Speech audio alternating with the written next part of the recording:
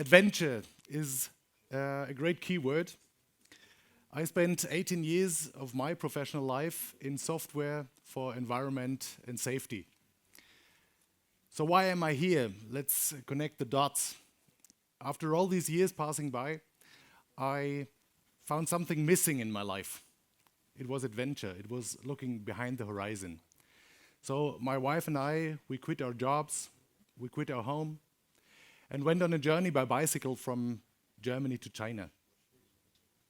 And on the way back, in freezingly cold winter, we reached the dried up Aral Sea. And that was a moment in my life that changed everything, because with my own eyes I could see at which scale humanity does harm to nature. And I dived in more deeply, so let's connect the dots. Climate change, of course, the writing's on the wall. We have droughts, we have wildfires, we have floods. So these are spectacular enough to reach the mainstream news. But there's a problem far more dangerous, which is biodiversity loss. It's quiet, it's ongoing, and it's irreversible. And that's not all. Still, 700 million people worldwide live from less than $2 a day. So I thought, what will happen to climate and to biodiversity if the poor people get the life they deserve? And there are people saying, well, we're running into a catastrophe. It's too late to change course. And there are other people who say, well, we have to get rid of everything that makes life beautiful and worth living. And so that kind of left me helpless and sad. But fortunately, I did not stop here. Let's open our minds. What if there was a solution for this multidimensional crisis? What if we could produce abundance of food in a way that actively helps the world instead of slowing down the decay for a few years? Let's connect the dots. What you see here is the village of Maron in northern Sierra Leone in West Africa. And the lush green around could be a native rainforest, but it's not. It's a food forest planted by the local communities. Why are they doing this? Of course, they want a better life for their families. But at the same time, these forests sequester carbon and increase biodiversity in the region. And I found this amazing. So one of the most powerful climate solutions, agroforestry, is already in place. So let's be bold. How to increase this 10 times, 100 times, or 10,000 times? And what we need is processing. And there's a solution already in place, which is solar power. You can have decentralized solar power production to get the finest organic products you can imagine. And putting all these dots together means we could establish nature-positive supply chains for the food industry. Generate income for the producers, generating carbon credits for the climate, and improving biodiversity. So let's have a look. Is there a market for it? Yes, there is. And it's growing by 8% per year. And how about fair trade? Are people interested in fair trade?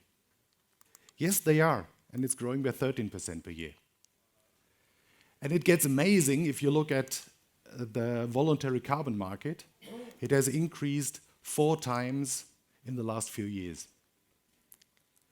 So with all that in mind, we started last year as a group of enthusiasts, entrepreneurs. And of course, we cannot do this alone. So we founded ClimateNuts in Sierra Leone with people directly from the communities we work with, because they know the situation on the ground. And we also needed knowledge from people who are familiar with tropical forests, who know the ecology of the region. So we cooperate with Ecological Balance in Cameroon, founded by Limbi Blessing Tate, a biologist who is really excellent in tropical forests. So what have we achieved with this excellent team? We did a year of testing. Partner communities, land ownership documentation, tree planting, cashew processing, just to know if we are able to reach the first milestones. And we developed a plan how to move on with solar power, large-scale tree planting, and moving to other African countries. Let's have a look. We went to all of the 10 partner communities and asked one question: why are you poor, and what is necessary to change it? And all over the place, people told us we lack of tools and seeds for growing. And we put all the numbers together and like huge Excel spreadsheets and everything. And there's one number which was stunning to me. If you invest $10 per person, you can triple the harvest. And we said, how to scale it? Is there land available? Is this a problem? And we are happy and proud to have a land ownership documentation for 1,400 hectares and more to come. And also contracts with the local communities about how to use the land. We did tree planting tests. Will the communities like the concept? Yeah, they are really enthusiastic about it. It's great. And we processed the first container of cashew nuts, and I want to show you a little bit what this means in real life.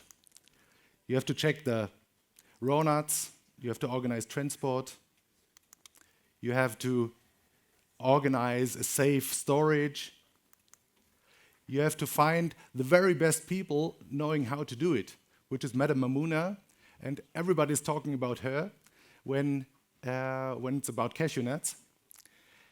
And she organized 100 people working for the project, processing the first container of cashew nuts.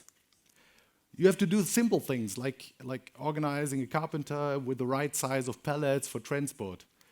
You have to organize moisture meters for quality control. And then what we could not find was a machine for packaging.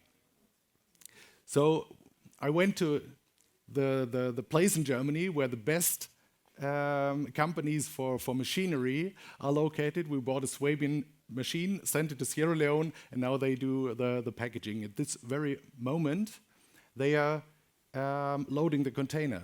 I'm not kidding. It's right now. It's today. And it's not only the first container for us, it's the first container in the history of Sierra Leone of processed cashew nuts to be exported. And today, I want to invite you to join. We want to plant 1,400 hectares of an abundant mixed forest to generate carbon credits and first-class food products. We want to establish a production site run by solar power, off-grid, and to be innovative in the future ways of production. And we want to have our project certified by the best standards available on the market. And before I close, I want to use the last minute to give the word and the stage to those who will benefit from the project. And just listen and enjoy, it's plenty of them.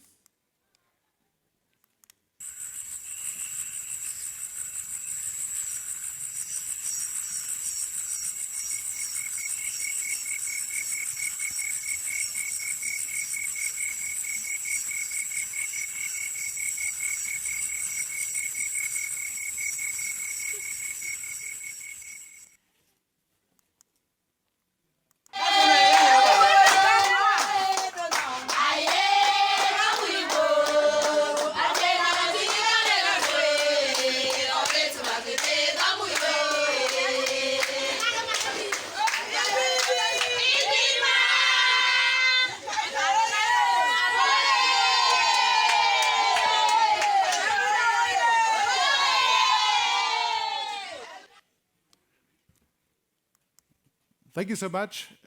Please get in contact to me. I'd like to get in touch with other projects. I'd like to get in touch with investors. And let's make this happen. Thank you very much.